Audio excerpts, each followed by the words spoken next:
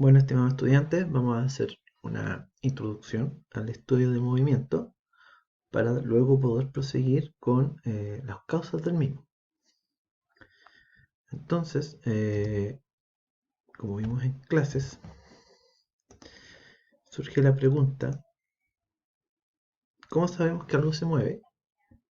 ¿Cómo diferenciamos un movimiento de otro? ¿Y qué necesitamos para describir un movimiento? Como muchos de ustedes me dijeron durante las clases, sabemos que algo se mueve porque cambia de posición, ¿ya? Está cambiando su posición en el tiempo. ¿Y cómo diferenciamos un movimiento de otro? Lo hacemos a través de diferentes magnitudes, como el desplazamiento, lo hacemos como observando las trayectorias, midiendo las velocidades y midiendo la aceleración de uno u otro movimiento. Y eso los diferencia a cada uno de ellos. ¿Y qué necesitamos para describir un movimiento? Pues bueno, necesitamos, como ya lo comentamos durante las clases, un sistema de referencia de donde medir todas estas magnitudes. Entonces, nosotros vamos a estudiar y vamos a conocer al menos tres sistemas de referencias que en realidad son el mismo que va creciendo, ¿ya? Donde tengo un sistema de referencia en una sola dimensión, en donde tengo mi eje con un origen, ¿ya? Le llamamos el eje X tradicionalmente, o podemos tener un sistema con un origen en dos dimensiones, donde se cruza un eje X con un eje Y, y nos permite describir movimientos en el plano. Y finalmente podemos tener un sistema tridimensional X y Z con un origen en el punto donde se cruzan los tres ejes, ¿ya? Que nos permite describir movimientos en el espacio.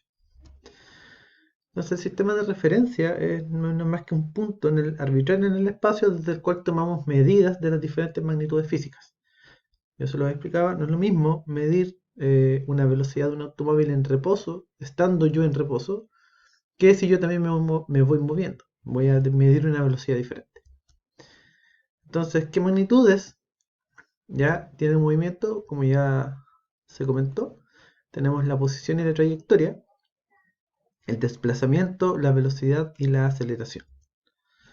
La posición es una magnitud vectorial definida como la distancia dirigida desde el origen del sistema de referencia. Usualmente se denota a través de tres letras: X, Y o Z, con esta flecha arriba indicando que son vectores, ¿ya? Si se está midiendo en cada uno de esos ejes. Si solo estoy midiendo en el eje X, bueno, X vector. Si solo se mide en el eje Y vector. O si solo se mide en el Z, Z vector. Sin embargo, cuando yo ya tengo eh, una posición en el espacio, una posición tridimensional, yo ocupo tradicionalmente la letra R. Y como se los expliqué muchas veces durante la clase, esto es de conocimiento formal, ¿ya? Física formalmente la posición se denota con la letra R vector, ¿ya? Entonces cuando yo denoto una posición, R es cualquier posición en el espacio, ¿ya? También puede ser en el plano, pero usualmente se ocupa más para el espacio. La trayectoria cuando yo tengo un sistema de referencia en el origen, la trayectoria es el camino que sigue el movimiento, ¿ya? Yo tengo un cuerpo que se está moviendo y sigue un camino. Esa es su trayectoria. Y eso me permite determinar cuál es la distancia recorrida.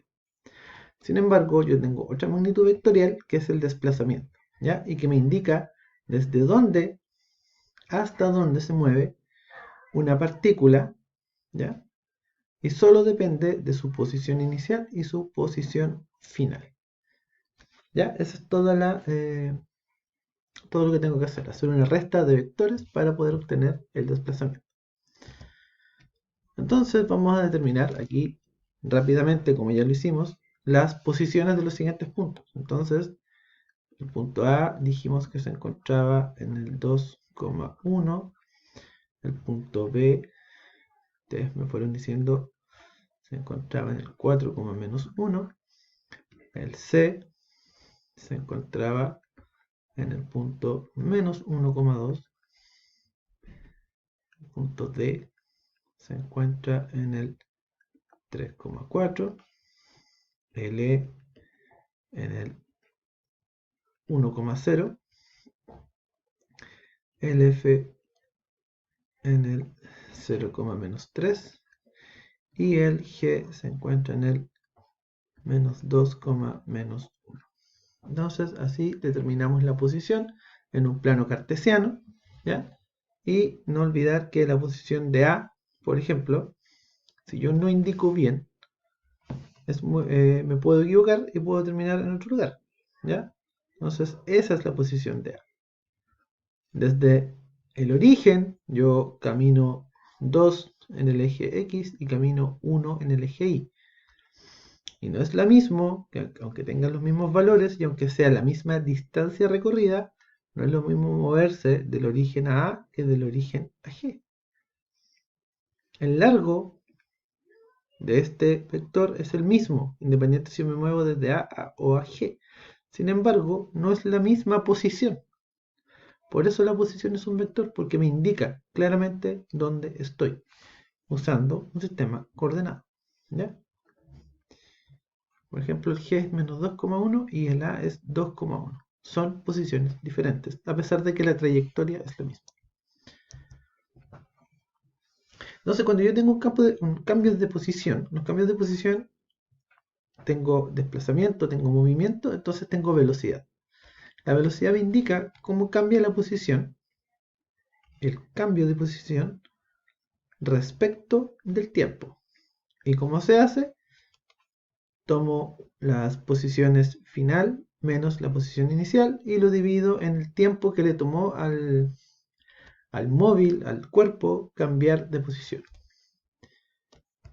Y esto lo vimos también, aquí vamos a hacer un solo ejemplo. Si nos movemos del 0,0, entonces la posición inicial del cuerpo A era 0,0 y la posición final del cuerpo A era 2,1. Se mueve en un tiempo de 5 segundos. Entonces la velocidad va a ser igual a la posición final, 2,1, menos la posición inicial, 0,0, dividido todo esto en el tiempo. Como esto es una recta de vectores, yo voy a decir entonces que 2 menos 0 es 2, dividido en 5 es 2 quintos, 1 menos 0 es 1, dividido en 5, 1 quinto.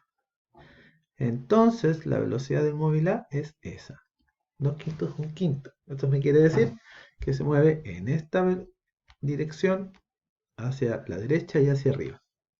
Y ahí tengo una velocidad que tiene el punto A. Y análogamente puedo hacer lo mismo con todas las demás posiciones. Y otra magnitud importante en el movimiento es la aceleración.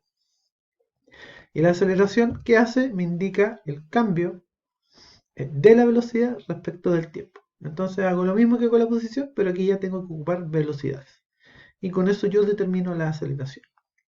¿Qué es lo interesante de esta cadena de magnitudes? ¿Cómo están relacionadas? Lo interesante es que, así como la velocidad me indica el cambio en la posición y la aceleración me indica el cambio en la velocidad, yo puedo determinar que el cambio finalmente en la posición está determinado por la aceleración del cuerpo. ¿Quién fue el primero en estudiar el movimiento? Fue Galileo. Bueno, Galileo fue el primero en darse cuenta de la relación entre todas estas magnitudes, ¿ya? Y el primero en estudiarlo, y en específico lo hizo estudiando la caída libre, que es un movimiento acelerado, fue Galileo. Y Galileo descubrió, por ejemplo, que la aceleración de caída de los objetos no dependía de su masa, que es un resultado contraintuitivo, ¿ya? Que no es fácil de percibir y de aceptar. Según Galileo, todos los objetos entonces caen con la misma aceleración, y lo cual ahora nosotros conocemos como aceleración de gravedad. Y es lo que la aceleración de gravedad es la que nos otorga el peso a nosotros, ¿ya? El peso de nosotros depende de la aceleración de gravedad. Y Galileo determinó también que de no existir roce, los cuerpos se moverían perpetuamente, y estableció de esta forma lo que es conocido como el principio de inercia. ¿Ya? Y esto es algo que vamos a ver más adelante.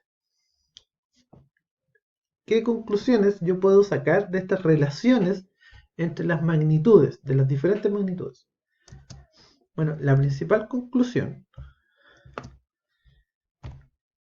es que existen dos tipos de movimiento, dependiendo de la aceleración que tengan. Voy a tener un movimiento rectilíneo uniforme, en donde la velocidad es constante y donde no existe aceleración. O sea, la aceleración en rigor es cero. Y además existe un movimiento rectilíneo uniformemente acelerado, en donde la velocidad va aumentando, pero aumenta en la misma cantidad siempre. Por lo tanto, su aceleración es constante. Quiero dejar claro, el movimiento rectilíneo uniforme tiene velocidad constante y no tiene aceleración, pero es un movimiento. Tengo cambios de posición, no es un cuerpo en reposo. Que se entienda bien. El movimiento rectilíneo es movimiento, su nombre lo dice. Esa velocidad constante. Eso no significa que la velocidad sea cero, significa que la aceleración es cero. Si la velocidad es constante, la aceleración es cero. Y tengo un movimiento rectilíneo acelerado, como ya lo dije, en donde la velocidad sí cambia, aumenta, pero aumenta en la misma cantidad siempre, ¿ya? Debido a que su aceleración es constante. O sea, la aceleración tiene un valor fijo. Eso significa cada una de esas cosas. En resumen, entonces, el movimiento de un cuerpo es determinado por el cambio en la posición. El cambio en la posición es determinado por la velocidad.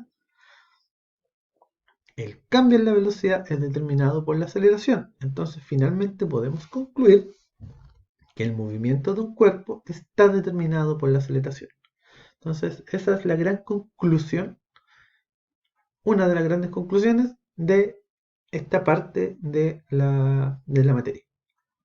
Dos grandes conclusiones a mi parecer. Uno, existe un movimiento con velocidad constante, en donde la aceleración es cero, y la aceleración es la que determina el tipo de movimiento, ¿ya? Por eso tengo dos tipos de movimientos, acelerados y no acelerados, ¿ya? Eso me permite hacer una clasificación de los tipos de movimiento. Pero surge finalmente la pregunta, que es la que queda abierta para seguir estudiando y seguir profundizando. La pregunta es, ¿qué determina la aceleración? ¿Quién lo determina? ¿Cómo lo puedo obtener? Y eso es lo que vamos a seguir viendo más adelante. Por ahora, hasta aquí.